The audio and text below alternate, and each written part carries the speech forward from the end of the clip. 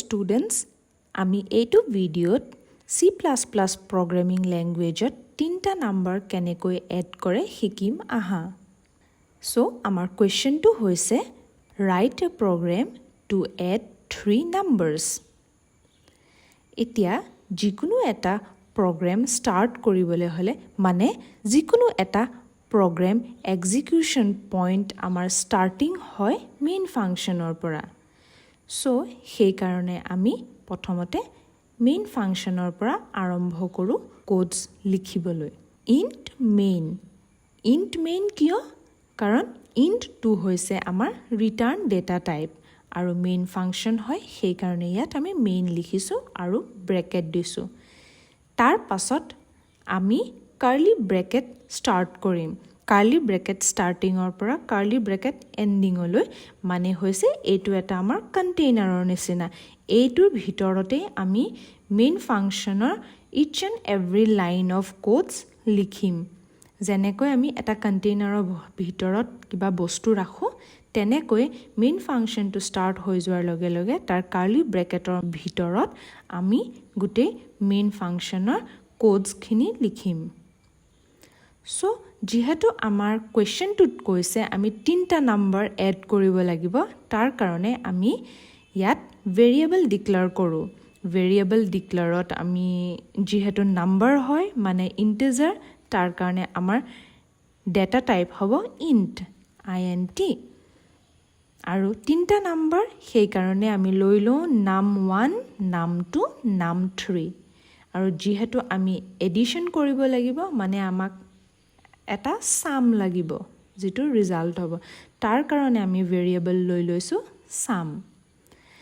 তো এতিয়া আমি cout মানে কি হৈছে C++ programming languageত আউটপুট লিখিবৰ কাৰণে আমি cout নামৰ এই কিৱৰ্ডটো ইউজ কৰো।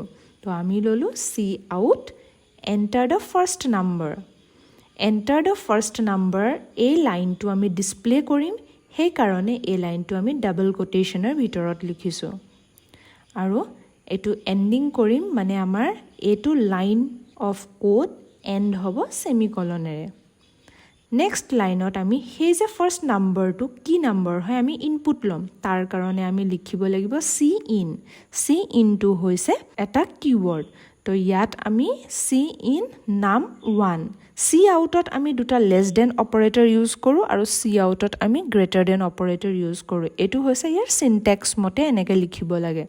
তো ইয়াত num1 ললো এটোকে আমি for the second number and for the third number same way to repeat কৰিম। cout enter the second number cin num2 তাৰ পাছত third numberৰ কাৰণে cout enter the third number cin num3। এতিয়া আমাৰ এইখিনি লৈকে তিনটা নাম্বাৰৰ ইনপুট লোৱাটো কমপ্লিট হৈ গল। তো তাৰ পাছত আমি কি কৰিব লাগিব আমাৰ কোৱেশ্চনটো হৈছে sum। তো আমি sum বুলি যেটো ভেৰিয়েবল লৈছিলো হেতু ললো sumত আমি কিহৰ ভ্যালু অ্যাসাইন কৰিম নাম্বাৰ তিনটাৰ এডিশনটো সেই কাৰণে হ'ব sum equal to num1 plus num2 plus num3। এই আটাইবোৰ লাইনস অফ কোডস আমি এন্ডিং কৰিম সেমিকলনেৰে। সেমিকলন কেইটা কিন্তু নাপাহৰিবা সেমিকলন পাহৰিবলৈ হলে আমাৰ এৰৰ ওলাব। তে এতিয়া আমাৰ কি হল সামলৈকে হৈ গল তাৰ মানে আমাক এতিয়া আউটপুটটো লাগিব। অলৰেডি আমাৰ কোৱেশ্চনটোৱে বিচৰা কামখিনি কৰিলো।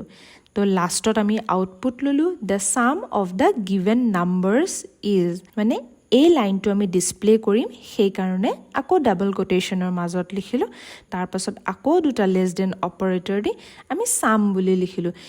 এইটো sumত আমি ডাবল কোটেশন দিব নালাগে যদিও এটো এটা আউটপুট হয়। কাৰণ কিয় নালাগে এটো এটা আমি ডিক্লেয়াৰ কৰা ভেৰিয়েবল হয়।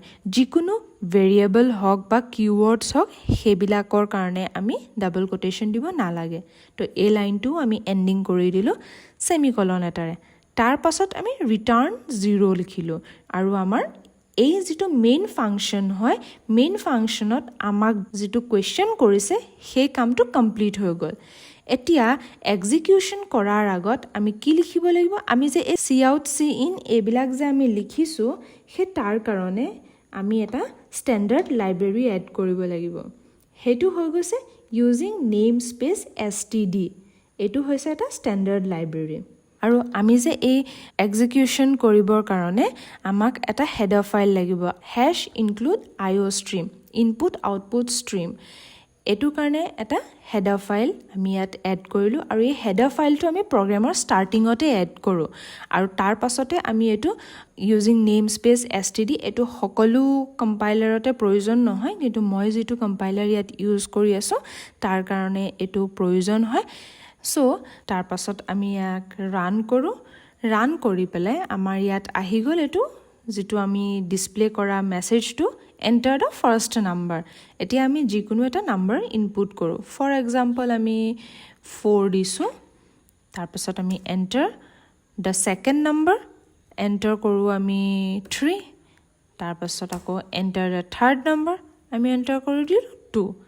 এতিয়া the sum of the given number is 9 so আমাৰ এই তিনটা নাম্বাৰৰ সামটো আমি পাই গলো সো আমি এতিয়া আকৌ এবাৰ ৰান কৰি চাও আকৌ এবাৰ ৰান কৰি পেলাই আমি নাম্বাৰ কি দিও নাম্বাৰ ডাবল ডিজিট নাম্বাৰ দি চাও number 75 enter the second number 45 enter the third number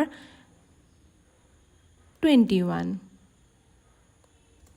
the sum of the given number is 141 এই আনসাৰটো কাৰেক্ট হয় নে নহয় তোমালোকে কমেন্টত জনাবা এই প্ৰগ্ৰামটো এক্সিকিউট কৰি পেলাই আই হোপ সকলোৱে বুজি পালে যদি কিবা ডাউট আছে কমেন্টত খুধিবা আৰু লাইক কৰিবা শেয়াৰ কৰিবা এণ্ড সাবস্ক্ৰাইব দ্য চেনেল আমি নেক্সট ভিডিঅ'ত লগ পাই আছো বাই বাই